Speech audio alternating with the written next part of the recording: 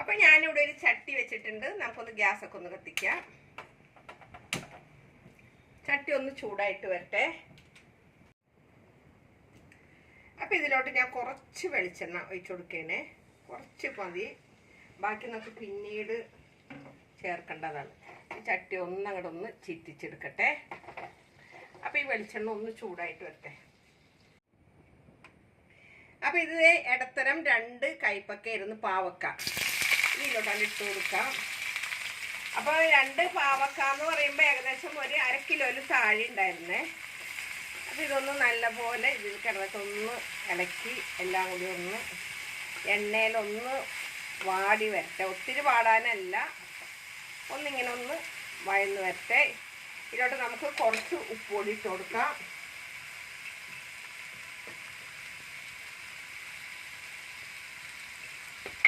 ഇതെല്ലാം കൂടി ഒന്ന് ഇളക്കി ഇതൊന്ന് നല്ലപോലെ ഒന്ന് എല്ലാം ചേർന്ന് വരട്ടെ. അപ്പോൾ പല ആളുകൾക്കും പാവക്ക ഇഷ്ടമില്ലാത്തവരുണ്ട് കേട്ടോ. പാവക്ക കഴിക്കാമെന്ന് വെച്ചാൽ, പക്ഷേ പാവക്ക നല്ലൊരു എന്താ പറയുക, നല്ലൊരു ഇതല്ലേ. പാവക്ക കൊണ്ടിട്ട് ഭയങ്കര ഷുഗറുള്ളവർക്കും എല്ലാവർക്കും പാവക്ക എല്ലാം കൂടെ നല്ലതാണ്.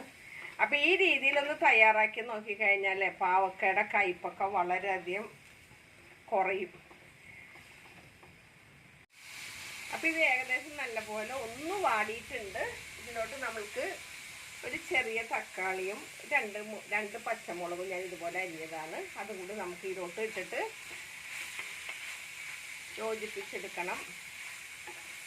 പിന്നെ ഇതിലോട്ട് നമുക്ക് ഇട്ട് കൊടുക്കേണ്ടത്, നമുക്കൊന്ന് അടച്ച് വെച്ച് കഴിഞ്ഞിട്ട് 1 മിനിറ്റ് ഒന്നിങ്ങനെ ഇരിക്കട്ടെ.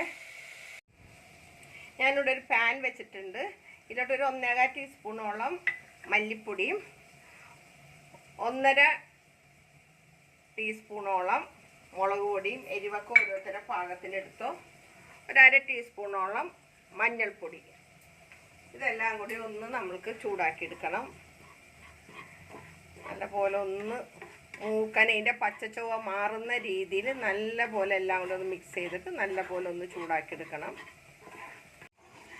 അപ്പോൾ നല്ലപോലെ മൂത്തിട്ടുണ്ട്. ഇത് നമുക്ക് ഇതിലോട്ട് തട്ടേണ്ടതാണ്. നമുക്ക് ഇതിലോട്ടാണ് ഒഴിച്ചു കൊടുക്കാം.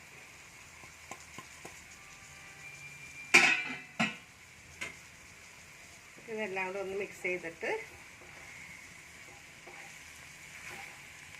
എല്ലാം കൂടി ഒന്ന് കൂട്ടി യോജിപ്പിച്ചതിന് ശേഷം നമ്മൾ ഓൾറെഡി ആദ്യം ഉപ്പ് ഇട്ടിട്ടുണ്ട്. അതുകൊണ്ട് ഞാൻ ഇനി ഉപ്പ് തൽക്കാലം ഇടുന്നില്ല, ഇനി നോക്കിയിട്ടേ ഞാൻ ഇടുന്നുള്ളൂ. ഇതിലോട്ട് നമ്മൾക്ക് ഞാനൊരു ചെറിയ നെല്ലിക്ക വലുപ്പത്തിൽ വാളംപുളി പിഴിഞ്ഞ് വെച്ചതാണ്. ഇത് നമുക്ക് ഇതിലോട്ടാണ് ഒഴിച്ചു കൊടുക്കാം. കുറച്ച് വെള്ളവും കൂടി ഒഴിച്ചു കൊടുക്കാം. വെള്ളം ഞാൻ ഇതുവരെ ഒഴിച്ചിട്ടുണ്ടായിരുന്നില്ല കേട്ടോ. നമ്മൾ ആ എണ്ണയിൽ കിടന്നിട്ടാണ് പാവക്ക വാടി വന്നത്.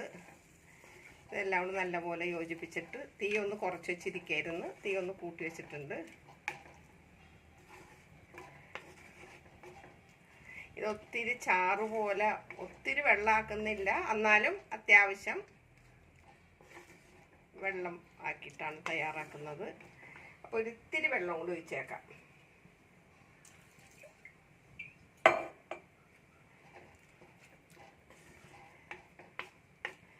ഇതിൽ കിടന്നിട്ടൊന്ന് ഈ എരിവും പുളിയും എല്ലാം ഈ പാവക്കയിലേക്ക് പിടിക്കട്ടെ. നമുക്കൊന്ന് അടച്ച് വെച്ചിട്ട് ഒന്ന് നല്ലപോലെ തിളച്ച് വരട്ടെ.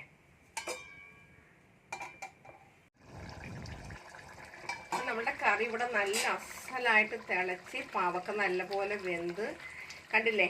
അപ്പം ഞാനിത് ഉപ്പ് ലേശം കുറവായിരുന്നു കേട്ടോ. അപ്പം ഞാൻ ഇത്തിരി ഉപ്പിട്ടിട്ടുണ്ടായിരുന്നു. അപ്പം ഇതിവിടെ ഇങ്ങനെ ആവുന്ന സമയം കൊണ്ടിട്ട് നമ്മൾക്ക് ഞാൻ അടച്ച് വെക്കുന്നില്ല. ഇവിടെ വേറൊരു പാൻ അടുപ്പത്ത് വെച്ചിട്ടുണ്ട്. അപ്പോൾ പാൻ അടുപ്പത്ത് വെച്ചിട്ടുണ്ട്. പാൻ ഒന്ന് ചൂടായിട്ട് വരട്ടെ.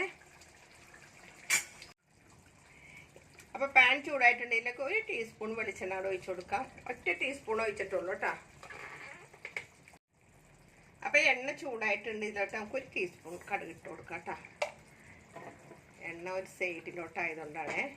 അപ്പോൾ കടുകൊന്ന് പൊട്ടി വരട്ടെ. നമുക്കൊരു 2 വറ്റൽമുളക് ഇട്ട് കൊടുക്കാം.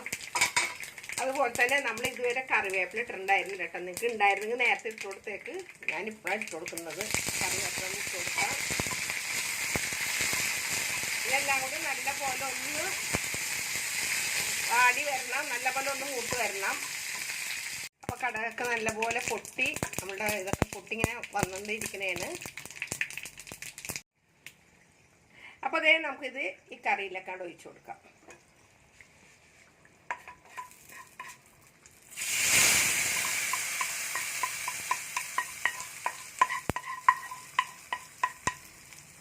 ഞാൻ ഗ്യാസ് ഒന്നും ഓഫ് ചെയ്തിട്ടുണ്ടായിരുന്നില്ല. ഗ്യാസൊക്കെ ഒന്ന് ഓഫ് ചെയ്ത് ഈ അടുപ്പിൽ നിന്ന് ഞാനൊന്ന് മാറ്റി വെക്കട്ടെ. അടച്ചും വെക്കാം.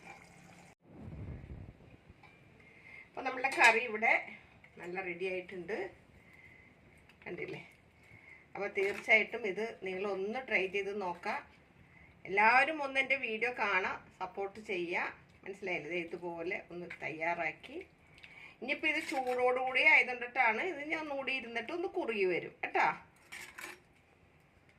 അപ്പോൾ ഒരിക്കൽ കൂടെ നിങ്ങളോട് എല്ലാവരും നന്ദി പറഞ്ഞ് നിങ്ങളുടെ സ്വന്തം മാമിന താത്ത. Okay bye, thank you.